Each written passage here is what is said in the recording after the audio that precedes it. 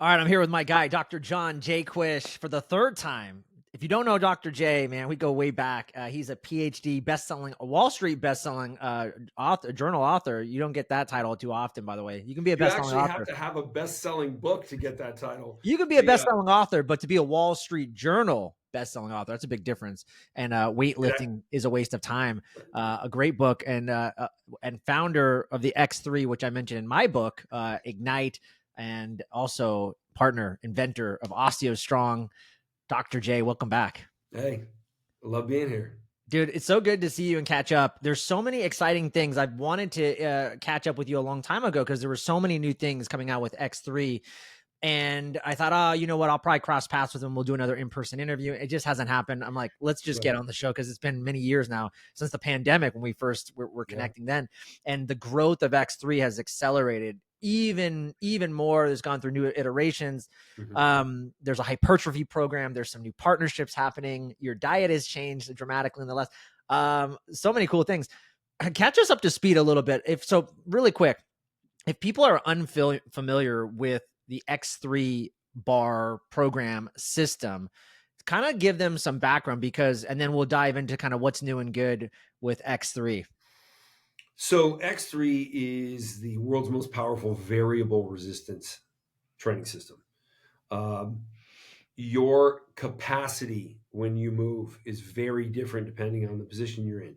Sort of like when you go to do a push-up and your nose is against the ground, like just you're laying face down on the ground and you go to push the ground away and lift your body up. That's the hardest part of the push-up. When you get near the top, it's very easy. So, and I make this statement based on what we know about quadricep training and lower extremity training. From the bottom of a squat to the top, your strength capability, output capability, is sevenfold different. So whatever you can hold X on the bottom, you can hold 7X on the top.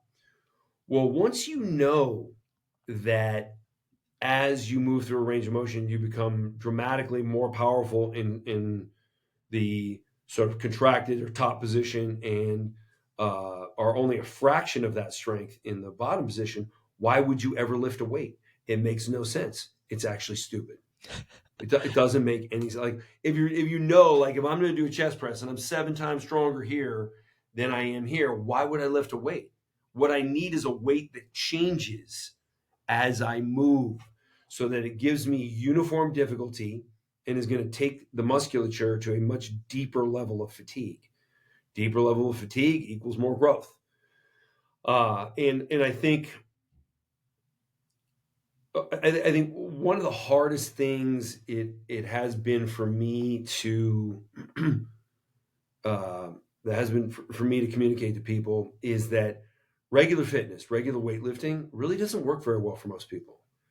And I think because we're all doing sort of the thing that we should be doing, we're just going for it or just doing it or whatever the fuck the t-shirt says.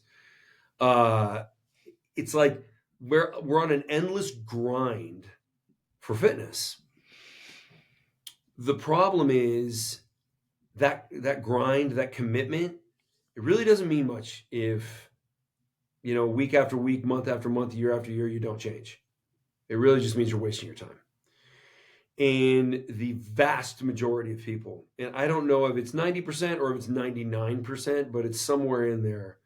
Vast majority of people, aside from beginner gains, aside from the first 10 pounds of muscle they put on when they first pick up weights, it's usually in high school. Beyond that, they can repeat the same workouts, they can adjust the workouts, they can take a volume approach, they can take a high intensity approach. And what ends up happening with them is nothing. Absolutely nothing. And we don't talk about this. And I think part of the reason we don't talk about it is the male ego does not like to jump up and down and attract attention to oneself when one perceives they have an inadequacy. Yep. Men hide that shit. So guys who went in the gym, committed themselves for months, maybe even years, didn't get anything out of it, they usually just pivot to something else. I don't know how many guys in you probably have, we probably have some friends in common, in San Francisco, guys that are in finance, investment banking, or real estate or whatever, and they're all doing like triathlons. And it's like, I know why they're doing triathlons. It's because they tried to be strength athletes, but they didn't get anywhere. So it's like, okay, I'll just, I'm not going to be inactive. So I just go do something else. Like, I got this from time to time. Some of my friends would just sort of, look at what I'm doing and they're like, man, like, you're so lucky you have the genetics for this. And I'm like, I don't.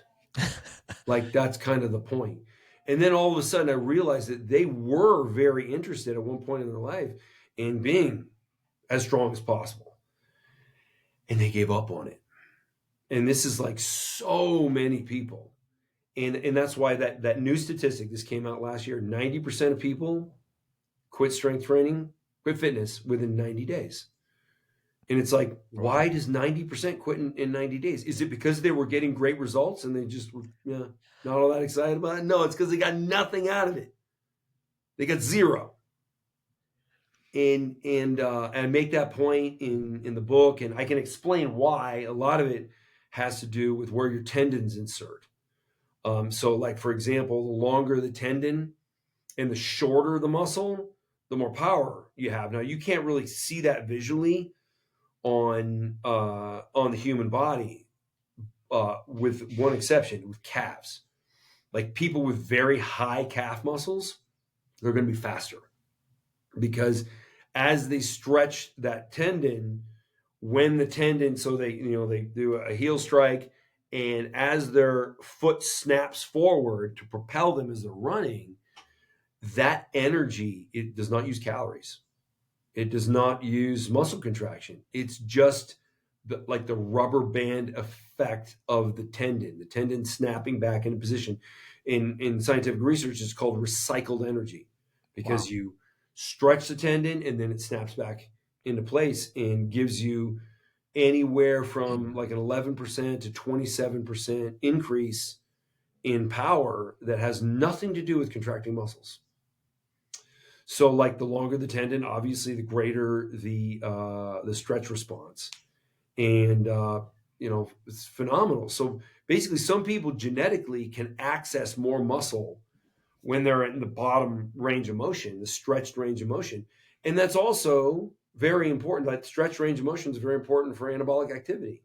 So if you're hardly engaging any muscle in the position that's most associated with going to fatigue to stimulate growth, are you ever going to grow? Not with weights. You will with variable resistance, though. So variable resistance takes that genetic advantage and just puts it on the side. And now everybody's equal. Now, people who are genetically gifted also gain more by using variable resistance, which is why, and you mentioned it earlier, partnerships. Now we have a partnership with Westside Barbell. And they've been training people with X3 for years, and I didn't even know it. And then finally, it's just like, hey, let's work together. So we have a program that I'm sort of participating in to add a little bit of science to what they've been doing. But basically, they invited me in. They're like, let's just show you what we do with X3, and you tell us if you would want to like market this program. It was like, I thought I'd seen every way of using X3, smart ways and ridiculous ways, because there's customers always find like the wrong way to do something. Yeah, go to the X3 and double down on it. And they're like, I'm going to do all the bands at once in this totally awkward position that's probably going to hurt me. So that's why we're kind of sticklers, like, just stick to the program. Don't invent your own way of using it. Yeah. But like, they showed me a couple things that I would have never thought of. I say a couple, like dozens. A lot of different ways to use the product where I was like, oh, wow, like, this is just unbelievable value. And then also, like we were talking about before, conjugate programming. So like certain times of a year, like, or certain times of the month, you're focusing on certain parts of the body, and then other times of the year you're focusing on other parts of the body. So like, you may always hit chest because like that's like, like every guy basically wants, the thickest pecs possible. So you Yes. don't rotate that one out. But maybe you can, like I have particularly ridiculously huge trapezius muscles. Hmm. I haven't worked my traps in like 3 months, and they haven't gone down in size, because I'm still working all the other muscles, so it gets indirect work. Yeah. But it's like, yeah, I mean, just for right now, I'm not focusing on that. Yeah. Really quick, just to kind of go back. First of all, Westside Barbell partnership's huge because everybody if you're in even bodybuilding or weightlifting space, because Louis Simmons, the founder of Westside Barbell, Mhm. was well known for like producing some of the top athletes, So strongest, fastest athletes, West right? Side trained athletes have broken more world records than any country on earth, including the United States. That's how, like, I don't think there's ever been an example of absolute dominance in any aspect of sports than Westside Barbell. It would be like if, let me think of like it would be like if the Cleveland Browns won half of all Super Bowls. It would just be like, Yeah. like We, this is like we you don't they even are the want to best. play that team. Like, can we Yeah. just skip them? Just give them the title. Like, that's how dominant Westside Barbell is when it comes to strength sports.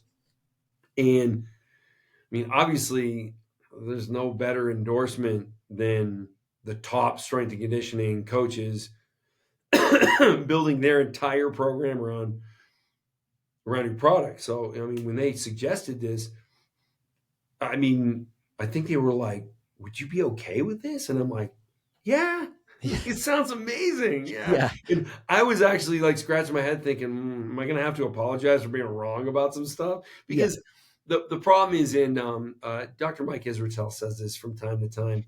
The more content you create as a scientist, the more opportunity you have to be wrong, Sure. because you're commenting, like if somebody makes a video once every other month, they're not saying a lot and they're not referencing a lot of studies. But if you're making 2 videos a day, you're referencing all kinds of stuff. And at some point, a new discovery will be made. And, oh, yeah, we got to update that position we have Yeah. on certain things. So it's great that when I started working with them, they were like, oh, no, we don't think you're wrong about anything.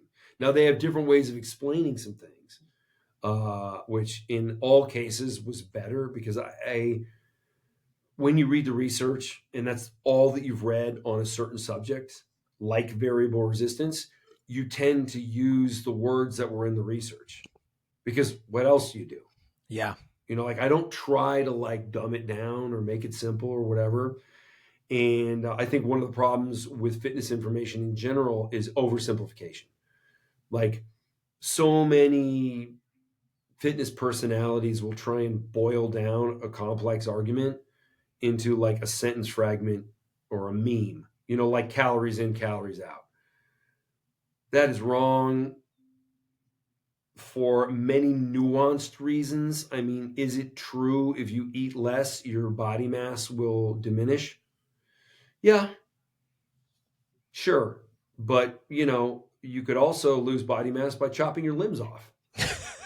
Like, it's just like, Don't do it's like, that. what's the Yeah. goal here? Is the goal Yeah. here to be as healthy as possible? Because that calories in, calories out thing is like way too stupid to be in a conversation about health. If all you want to do is lose 5 pounds and you don't have the patience to learn anything, okay, go ahead. Just eat less and move more. Yeah. We've been saying that for 70 years and we're fatter and sicker than ever, but go off, you know? So it all depends. It's like, in fact, the CEO of Westside, Tom Berry, he says all the time, it depends on the context. And I love Yeah. that answer. Like, Yeah. well, it's sort of like, are avocados good for me or bad for me? Well, it depends where you are on your journey. If you're eating avocados instead of marshmallows, yeah, they're great. If, you're 95% meat and eggs and, it's like, do you need to have avocados in your diet? No, absolutely not. Yeah. I think it's kind of a crutch food. Yeah. Yeah. I do want to ask you about your diet changes, but something you said really interesting. You said, it's tough when you're always producing content because you can be wrong, which is natural, and that's fine. You can change your Well, position on especially because things. science changes. Yeah. What have you changed your mind on recently, or has anything from the conjugate method that you've learned now made you think differently about some of the things maybe you said in the past when first inventing X3 and, just some of the research and stuff that you were going off of back then? Massive changes have been in how to set up your programming. I used to be very rigid about that. Like, this is how you need to do it. You need to start with this exercise. You need to do this exercise next, and then you need to end with this third one. And now it's sort of like it's very free flowing. It's very like, here are the things you can do. It's like there's 20 things you can do. If you don't have much time, pick like 6 and focus on those. And then when those, when you're getting overdeveloped, whatever, then you can shift away from that. So the conjugate method, it just makes so much sense because you basically just don't have enough recovery ability in a week to do 20 sets per body part for every part of your body. I mean, even if you had the time, which if you have the time, you're probably a loser. So, I mean, like, even if you had the time, and you probably don't, uh, you don't have the recovery ability. Yeah. Like, if you try and train absolutely everything every week, like, you're gonna be like a zombie. Like, you Yeah. won't. And ultimately, there's only so much training stimulus the body can take. Yep. So yeah, it's the conjugate method so much better. Wanted to ask you because, and I should have probably said this in the beginning, but X3, the name came from this Cornell study that showed that variable resistance actually got 3 times greater strength gains, and I think even Correct. muscle. I don't know what the difference in muscle mass was as Yeah, well. Anderson, 2008.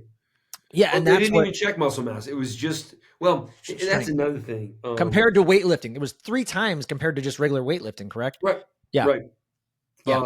And Yeah, I just want to say this to people too, is that I didn't tell you this from the beginning, but I've been doing X3 since the inception. I have the first model. I just told you, after 8 years, I just replaced the bands, and the new bands are sick. They are so much better. thank you. You can feel the tension. There's way more tension on these bands, even the lower end bands. But what I was going to say is what the reason that I loved X3 back in the day is I was a new dad, and I was a guy who went to the gym 5 days a week, and that got taken away from me. But I love to work out. I love to move my body. And I was like, how can I do this still? And X3 was advertising you can work out in 10 minutes a day and get all the strength gains. I was like, I don't believe it, but I need this product. And I had some friends that were in the biohacking space that had one and liked it. I said, good enough. At the time, I said, it's $400. I think at the time, I go, worth an investment, because that's a whole year's worth of a gym membership. And if I can save time by 10 minutes a day and not pay, actually, you figure a nice gym probably in San Francisco, $100 a month or something at Yeah. least. I go, I've already made if I do this for 4 months, I've already made my money back. And I never looked back. I never stepped in a gym again. And at the time, X3, the first thing was really just one rep to failure, One set to one failure. set to failure. That was the whole thing. And now it's evolved too, where now you have a new hypertrophy program and now this partnership. So there's so many new cool things coming out. But I just want people to know the whole caveat was, you can actually build muscle in 10 minutes a day. And so I just want to go back and cover that. So yeah. So yeah, we did add some volume for more hypertrophy focused program, but a study was done out of Michigan. I want to say near Sterling, Michigan. A rehab center. Dr. Sean Conley, he did a control group and a test group. They put the American College of Sports Medicine hypertrophy program. So what is considered what you want to do if you want to gain as much muscle as possible. So they took a cohort and did that, and then they took another group and they had them do just the 10-minute X3 program. So statistically, they grew the exact same amount of muscle, and the X3 group did it with 78% less time. which I think is like better than like triple the gains. You know, it's just like you got the same results of people lifting heavy weights for volume, you know, for hours per week. And whereas like, you know, just the 10-minute one set to fatigue program got the same results. It was actually slightly better, but statistically equal. Um, and it was 78% less time. So the standard hypertrophy program that's being taught like around the world versus just the simple 10-minute a day variable resistance program, the initial X3 program, same results, but 78% less time. Yeah, so you can imagine when you add volume to that, when you put like a longer time commitment, well now Yeah. you've got a more efficient workout and you're training with volume, so you get even better. But you know, the body can, like, there is a limit to how fast you can put on muscle. So Yeah. you know, and if you're doing that, like you're doing everything you possibly can to gain as fast as possible. And again, as I started off with, most people gain nothing by lifting weights. So this is going to allow people to engage much more of the musculature because of variable resistance. Because most people at the bottom have very poor engagement in the lengthened position. So there's a lot of talk in sports performance right now about the lengthened position. So as in the bottom of the chest press, the bottom of the squat, you know, like the stretch, like when you stretch your tricep, like, you know, you don't want to do a dumbbell kickback like this. You want to do it, you know, so you really get a stretch in here. Yeah, I mean, it makes sense because basically every set that anyone has ever done in any strength exercise ever, they didn't go to fatigue in the strong range because they're strong there. They went to fatigue in the weak range, which is Right. the lengthened range. And the problem with most people's genetics is they have such poor engagement there. They can't get they can't get enough muscle tissue to get to fatigue because they just don't fire enough muscle in that position. So they just spin their wheels. They just lift and lift and lift, and nothing happens. Variable resistance completely accommodates for this. Yeah. It's so cool. In the last couple of years too, you've also got a new X3 Force bar. Can you just talk about what the creation of that was? I'm kind of saving up some money to eventually upgrade to that because I think it's just so key. I might talk you out of it. Oh boy. Okay. So yeah, I love talking people out of buying my products, because I Totally, just it's a want to be. totally great business decision. Well, it's like, I mean, my team is like, "What are you doing?" You know, but it's Yeah. just like I got to be straight up with people. Like, so the Force Bar, it tracks all of your data. So like, there's a video that a couple weeks ago where you see me doing a chest press, and I'm going slow and controlled, and you know, you see me going to fatigue in the strong range, which is great from a neurological perspective, you know, because it's training my body to fire like tons of tissue. And then I can't get there anymore. So I shorten the range. So now I'm doing like 3/4 repetitions. And then I can't get there anymore. And then I'm doing, you know, so when you diminish the range, you're fatiguing the muscle completely. So you went to fatigue in all possible positions where you're firing the maximum amount of muscle for that given position. You cannot do this with a weight. A weight will not let you do it because it's the same weight wherever you are in space. Whereas this, it drops off where you're weaker, Mm-hmm. and it goes much higher where you're stronger. So first you fatigue where you're stronger, and then you diminish that fatigue so that you stimulate every possible position. So as in one set, I may go to momentary muscular fatigue 6 times. So like I'm getting the benefit of that. Now, am I actually getting the benefit of 6 sets? I don't know, maybe. Like, it's hard to say. When you look at the study that Dr. Conley did, you'd say, yeah, actually you are, because Yeah. you know, the ACSM program has people doing like 12 sets per body part, and we're doing per week like 2 sets per body part. Well, it seems to be a 1-to-6 ratio, Yeah. and the same amount of growth. So I think the stimulus is fatigue, and especially fatigue in the lengthened range of motion. And X3 just does it so well. and, you know, and But how did you talk me and out of this, by the way? that's right. I was going Why to are you talk about talking me it out? on the first one. You've just enticed me to buy it even more. So, okay, what I tell people is what's most important, like ultimately a bigger muscle is a stronger muscle. Like there's research that proves this. They can do an analysis if they do like an MRI on you and look at the size of your pectoral with statistical significance. They can tell you based on an equation what your 1 rep max will be. Wow. Yeah. And it's like, well, how can they do that if there's volume training that might not be so strength focused and there's other strength focused training? And then what about the guys that are just focusing on explosiveness with their central nervous system? Basically, over time, it's a wash. It's all the same. Like a bigger guy is going to be a stronger guy. You never heard of somebody like making a muscle smaller and then getting stronger. Like you've never heard of that. Right. Right. So, and I think that's a lot of the nuances. I just kind of go, it's, with some exceptions that are very specific for the most part. Like, why do we have weight classes in with fighters? Well, for the same exact reason, because it's painfully obvious. You can't take a 140-pound guy and put him against a 240-pound guy. Yep. Yeah. It's just the 240-pound guy is just way too strong. Yeah. Even if they're the same height, the same arm length, it's like the other guy's just going to be more powerful. Yep. I mean, provided he's not fat. So when it comes to the force bar, if your focus is like, I'm just going to focus on strength and that is going to be what's going to drive my growth because you're just a very numbers focused person, it's good because like you will drive yourself. But if you have the ability to take a muscle to fatigue and you took it to 100% fatigue with diminishing range, you might not need it.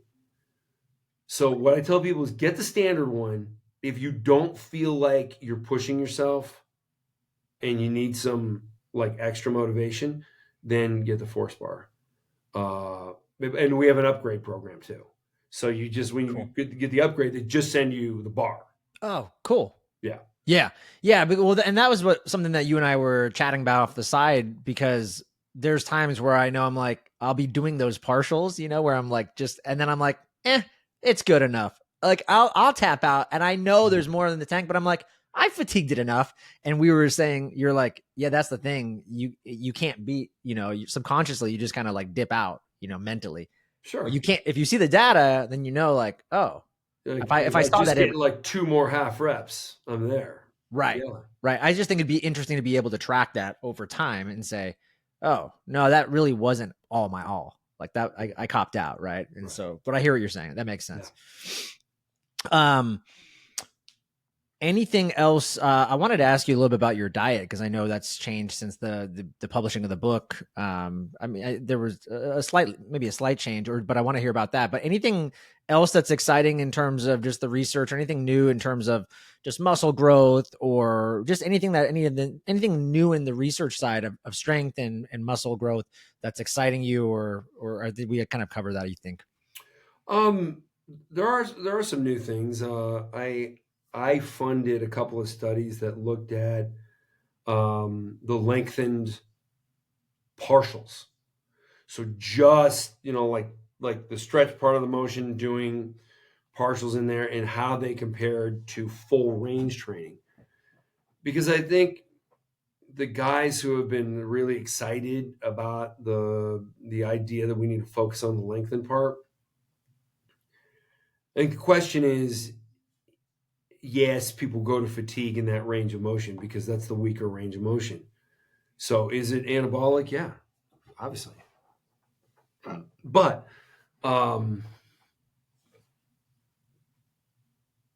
what if we didn't focus on full range of motion and just tried to focus on that stretch range of motion? Now, from an evolutionary standpoint, that doesn't make any sense. Because, okay, for mammals to grow the maximum amount of muscle, they need to focus on stressing the musculature in the least efficient positions possible. No animal would ever do that. And so, like, how would anything ever grow anything? So, like, I got a problem with that idea. Yeah. However, what the study found was that the gains were equal in with just focusing on the length and partials versus full range. Interesting. Yeah. So, okay. I mean, people are still going to fatigue in the same place in the weaker range, but full range training is just the way to go. Yeah. And then, so, I funded those two studies because I really wanted to get to the bottom of it. Like, if I need to if I need to rearrange the product so that everything is just, a bicep curl is like from here to here. Like, do I Yeah. need to do That's that? what I was thinking. Yeah. When you I said can that. do that. Yeah. Like I actually, there's a set of short bands where if everything on X3 you want is a lengthened partial and you never even complete full reps, you can do that. But now I know that there's no actual advantage to it. Now, for somebody with like an injury, they want to avoid a certain range of motion. You can. It's an option. It's a Yeah. different way of working a muscle. So that ended up being good. Yeah. Yeah, That's yeah. It cool, man. was. And I didn't know you were funding your own some new studies like that. That's pretty cool. Well, they weren't my studies. Not yours, but you Yeah, actually funded the research. That's hard to do. yeah. Well, it's expensive. That's what I mean. Not Yeah, many people. yeah, That's why most people don't do it, right? yeah, yeah. It was Dr. Milo Wolf that got me involved, and yeah, I think he was. It was funny. He said something funny. He goes, "If you do this, it shows a real commitment to science." And I thought, like, I think some of these guys don't think I really am committed to science. And it's like, I'm probably the least biased person they'll ever run into. Because what they didn't realize is I wanted to know so that if I needed to, I could adjust the product to make it absolutely optimal. Like, I'm not married to any idea. All of a sudden, we discover that, you know, if all you do is eat cauliflower, if you eat like 3 pounds of cauliflower a day, you'll grow like double the amount of muscle over eating steak. I'll be the cauliflower guy. Right. Like, if somebody can prove that, like really prove it in research, like, I'm not married to anything. It's just all about what do we know? What do we know now? And what we know tomorrow might be completely different. Yeah. And that's the scientific process. Also, that's why when somebody says, well, the science is settled, if you say the science is settled, you don't understand anything about science, because we don't settle science. We keep trying to learn as much as possible. That's the whole point. Yeah. I just will say too, your Instagram, if anybody follows you, it's one of the few people I actually read your captions, your posts, because you always will say something and then you will have the study directly underneath it. And Yeah. so I really appreciate that. Thank you. And because of that, I read all your captions because I want to. It helps me learn. I'm always evolving and learning Yeah. through people like you. So yeah, I will say that it's fun to follow you. I wanted to ask you about diet. Yeah. You Just brought it up 3 times, and I'm not trying to avoid it. I just haven't got there yet. no. Okay. I So, wanted to cover. This is what I wanted to cover. What's new and exciting. There's just so much stuff going into the muscle and fitness kind of side of things and muscular growth.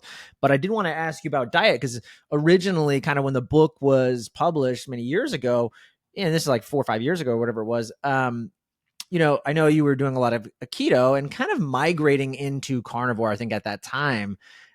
What's changed for you in terms of diet? I know you're doing a lot of, from what I understand, a lot of longer fast or OMAD kind of style, and then really, I think just carnivore. But yeah, kind of talk about maybe why you landed on that. Was there research that, I know you're very research heavy. Was there research that made sense to you, or what was kind of the idea behind that?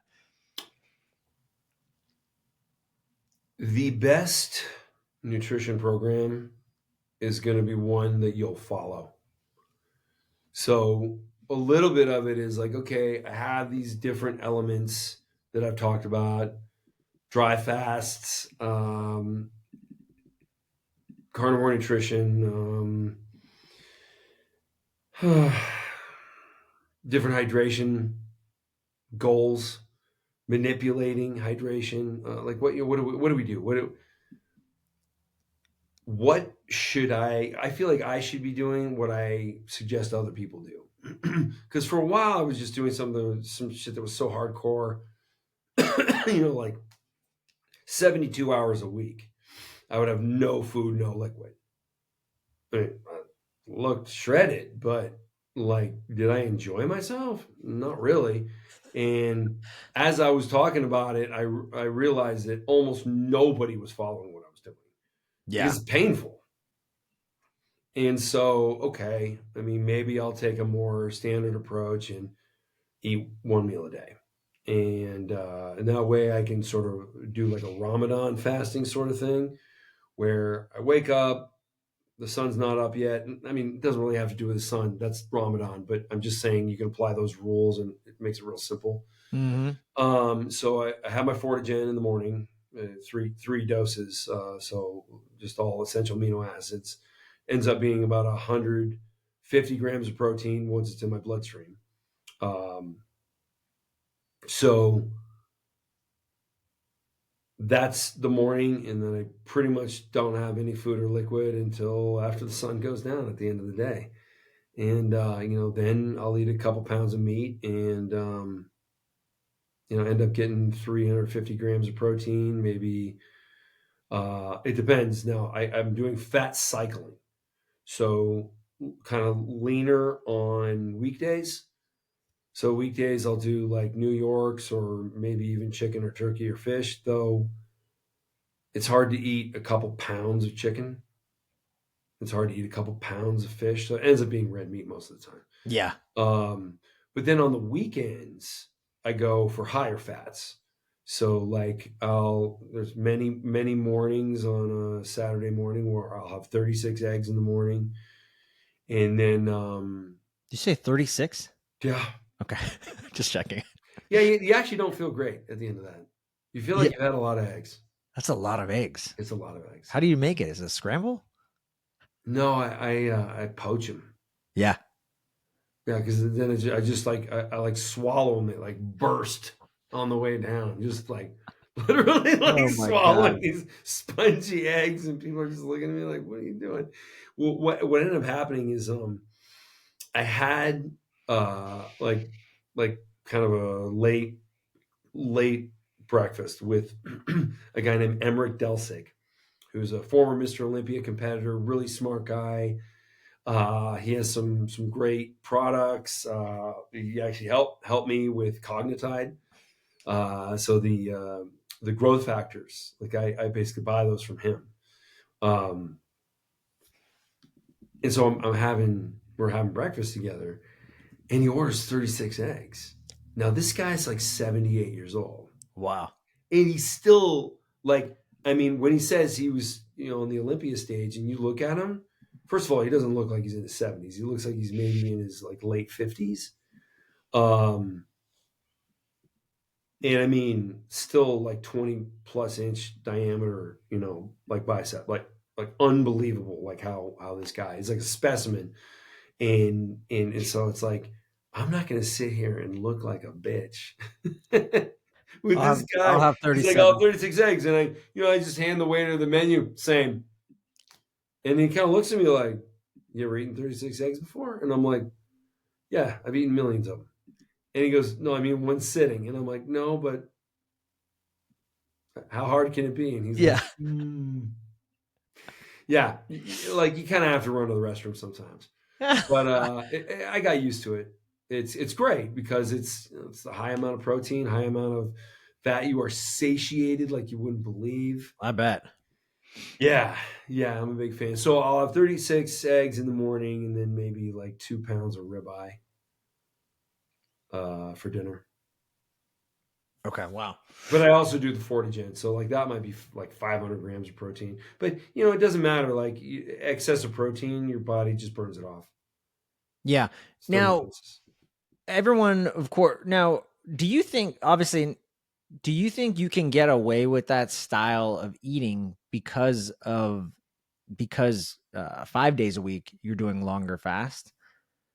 Because I don't think the average person will be able to do that, right? Don't you think? But because the way you've set it up with the fasting, because you're usually fasting a lot, don't you think? Is that probably why you can actually do that? Well, again, like calories are like an absolutely idiotic way of discussing this. However, we really don't have a better way to discuss it. I wasn't even So, thinking about calories, Dr. J. I was thinking of just too much of anything, whether it's, saturated fat as an example with eggs, I'm just thinking, or ribeyes only. I was just thinking, is that too much intake for the body? But if you're in a fasted state 5 days of the week, then again, the body probably, it's not a big deal. That's what I was thinking, the high macro of the fat, but so no. like if you look at like I said, I hate doing this because it almost gives a merit badge to the kid with a fucking dunce cap on, but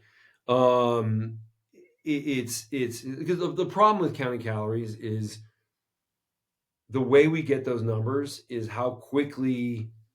I mean, it's the amount of energy required to raise the temperature of a cubic centimeter of matter by 1 degree Celsius. And we measure how many calories something has by how quickly it burns, like literally burns with like a flame. Now, last I checked, if you look inside the human body, nobody's throwing shit in a fireplace. Like we don't burn anything. We metabolize things, and it's a different process. We look at things like why do we even count the calories of protein? Like, should we even be doing that? Because you can't store protein as body fat. Yeah. Like the body has no mechanism. If you overeat protein, your body temperature goes up. It's a thermogenic effect. So like, I don't even know if we should be counting that. And then you can put on body fat by eating too much fats and definitely too much carbohydrates. That's really most people's problem. Yep. So how do we manage that? And it's like, is there a better formula? And the short answer is no. So and we're all trying to come up with a better formula. I think I have a much more superior than most people's approach by doing this fat cycling. But on a weekday, I'm probably at 1,000 calorie deficit because I'm eating one meal, Right. and it's leaner. So I have my 40 in the morning that has basically almost no calorie impact, Yep. like 16 calories, I think. Then I have, let's say 2 pounds of New York steak. Well, that's still like I'm still at like 1,000 calorie deficit then, and I'm full. So I get the benefit of a significant calorie deficit during the week. And then when I total up all my calories on the weekends when I'm eating higher fats, it ends up being pretty close to maintenance or Gotcha. maybe a little bit over. Yeah.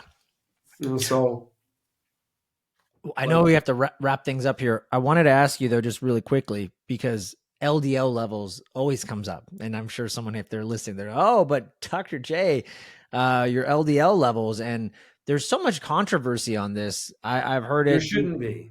There's you 10 know, years of research that says the higher your LDL, the longer you will live. The what do entire you think the higher premise. level, by the way? Do you think there is a higher level? Right now, if you go to the hospital and they're doing your annual blood work, I'm talking about conventional Western medicine, they want to see you below 180. I mean, what Right, do you? and I'm 350. Yeah. Okay. Yeah, and when they do my blood work and they tell me you need to get that cholesterol down, I just say you have no idea what you're talking about. You don't know how it works. You don't understand lipid metabolism. I mean, I have a Western doctor that I just basically just keep around for like entertainment purposes. He says shit that just, and I mean, I don't chew him out. I'm a nice person, but I'm like, do you hear yourself? Like, I'm like, okay, the highest your cholesterol ever is. I mean, you can drive your cholesterol to like 400 or even 500 when you're fasted. And why? It's because your body is metabolizing its own body fat. So saying LDL cholesterol is bad for you is like saying weight loss is bad for you. Like it doesn't make sense. Like no, that's not a thing. Like weight loss for most people is the healthiest thing they can do. Yeah. So it's problematic to just say that. And the reason we believe cholesterol is bad is because that's the marketing argument behind statin drugs. 100%. Yeah. And it's like Yeah. these now, statin drugs have actually been shown to improve quality and length of life for like other things that have nothing to do with cholesterol. So, and it's like, well, okay, when they created that drug, did they actually test what it does? Because it sounds like, hey, what do you know? It does this too. Which actually does happen in medicine. The premier hair loss drug was discovered because it was a prostate treatment drug, finasteride. So you treat your enlarged prostate, and guys were like, "Yeah, my prostate feels better, but I'm growing hair." Like I was like, "Oh, I was a bald guy. I'm growing hair now." Yeah. So like that's discoveries happen like that. Yeah. But I mean, the premise of statin drugs is incorrect. I think Dave Feldman and Nick Norowitz are two guys that really understand a better way of seeing lipid health. They in the rest of medicine, and I mean, like a lot of people say, oh well, the ApoB is the better test. Nah, that's just a proxy for the same dumb thing we were looking at before. It's a proxy designed by pharma. It's another test designed by pharma to make their thing look good. So no, Okay. I'm not signing on to that, and I don't care about LDL cholesterol. I never will. Yeah, it's just like if it's high. The problem we have, the Is there a reason, marker that you would look at just out of curiosity that yeah, you're like, triglycerides. okay, that's what I was going to ask. Yeah, Yeah. keep your triglycerides under 50. You don't even care about the HDL ratio to HDL. It's more, we're looking at triglycerides. I mean, if you're eating, It's carnivore probably, as long as diet you're or eating good food, it's probably going to be fine. yeah, I mean, Yeah. if you're not like the triglycerides are really just from sugar. See, the problem is you have sugar in your diet, then you have inflammation in your arteries. Well, that's where the LDL comes along and sticks. Right.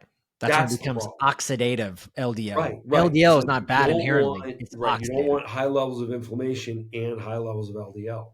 Yeah. Well, you don't want high levels of inflammation for like avoidance of cancer, for all kinds of stuff. I know I want to wrap things up, obviously, but I do want to bring you back on and talk about testosterone because I know you're doing a lot in that space too. Do you want to do that next week? Can we? Send me a link and we'll do that next week. That's important. And I got some shit to tell you. Like Okay. this Okay. testosterone is going to totally change in the next year. Wow. It will have no side effects now. You can with half of a TRT dose, I can get you to levels that are normally associated with a steroid cycle. So you get the benefit of a steroid cycle level muscle growth with not even any of the side effects of a TRT protocol. Wow. It doesn't even shut you down. So basically, the key to this is fast acting testosterone. Wow. So it does what it needs to do, but it doesn't stay in the body long enough to cause any of the side effects. Sick. Okay. Yeah. Let me send you a link. That in the next one. We'll make that happen. Okay. All right. Dude, so good to catch up with you. Just for people, I know you're active on Instagram. Where can people connect with you, learn more about all the cool things you're doing with X3? My website, drj.com, DOCTOR, the letter J.com. And that has links to all my social. Subscribe to the YouTube channel. I don't put stuff out very often, so I won't annoy you. And then also I'd say subscribe to my Instagram because I have really awesome photographers. You do. My photos are amazing, and I always pair each post with a piece of science that is actionable for those who read. Because I think a lot of times when people are just sort of reporting science, like, orange juice is good for you, orange juice is not good for you, whatever. And it's like, it's not really going to change anybody's life. I'd rather talk about the things that, like the new lipid model, like that's going to change people's lives. So I think I add a lot of value there. And of course, subscribing or following me on Instagram is free. Yeah. So do it. 1,000%. You always have really cool, sexy photos. It's either you and your wife somewhere cool and tropical, or a nice car. And I think Yeah. I'm always like, okay, why is he doing this? So then I always click on it, and then there's a research study. So it's great.